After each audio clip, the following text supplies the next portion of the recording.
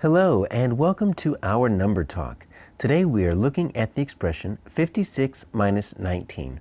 What we do in a number talk is we use mental math, that means no paper, no pencil, to try to solve an expression, and then we look at all of the different strategies together.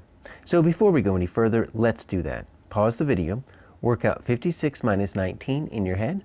When you have your solution, unpause the video, and we'll look at all the different ways we could have solved it together.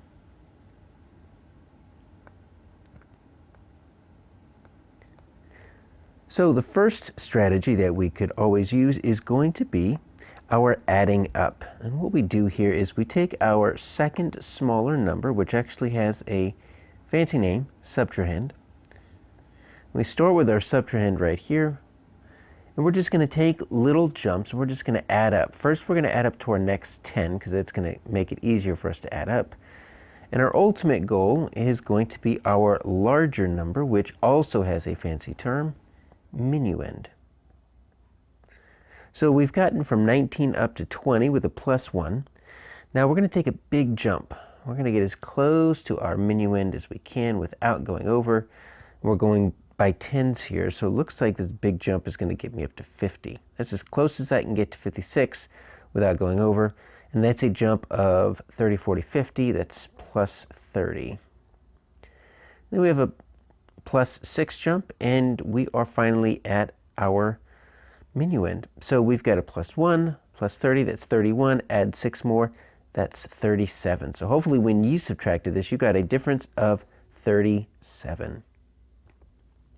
We can also use a strategy called compensation, and it makes it really easy to do some subtraction in your head. So what we do is we take our subtrahend here, we're going to change it to the next 10. It's just going to make it easier to subtract. So 19 plus 1, we knew, we did that in our last strategy, gets us up to 20. But what we do is we go ahead and subtract that, 56 minus 20. Look to see how close that is going to be to our answer, because 56 minus 20 is really easy to subtract. No regrouping involved, that's the whole point.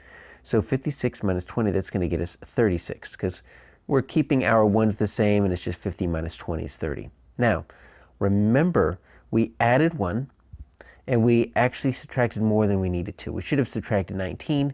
We added 1, and we subtracted an extra to get us to 20. So since we took an extra 1 away, we actually have to add that extra 1 back in to balance it out, and that gets us back to our difference of 37. So with compensation, you add to the subtrahend, and then you add whatever you add back in to your difference. Now counting back is kind of like what we did with adding up, except as you can probably guess, we are going to this time start with our minuend.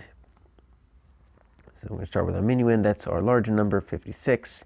And we're just going to take little jumps here. We're going to get back to our subtrahend. So that's our goal, is to get back to our 19. Instead of adding up, we're going to add, we're going to take away, we're going to go backwards. So we're going to take a jump of 6 to get us to our next 10. We always go to our next 10. Now let's just do jumps of 10 instead of one big jump. So that's going to be 40. And that's going to be 30. That's another 10. That's going to be 20, and 20 is as close as we can get jumping by tens without going over. So we've got one little jump left, and that's 19.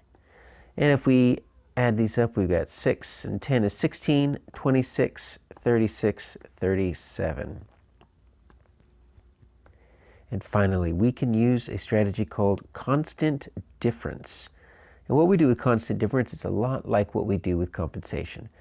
We're going to look at our subtrahend, and we're going to see what's the nearest 10. Well, plus 1 gets us to 20. But what we're going to do is we're going to take that same plus 1, we're going to add it to our minuend.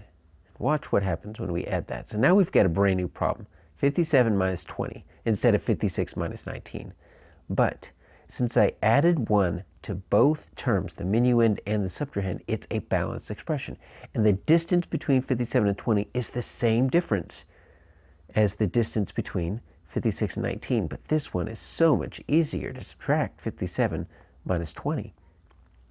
That gets us to our answer 37 without any regrouping. So these are all the ways that I can think of to subtract 19 from 56. If you can come up with another way, that's fantastic. Go ahead and add that as a comment on the video. Teachers, if you would like a copy of the slide deck for your own use in the classroom, you can find it on my website at 5minutemath.net.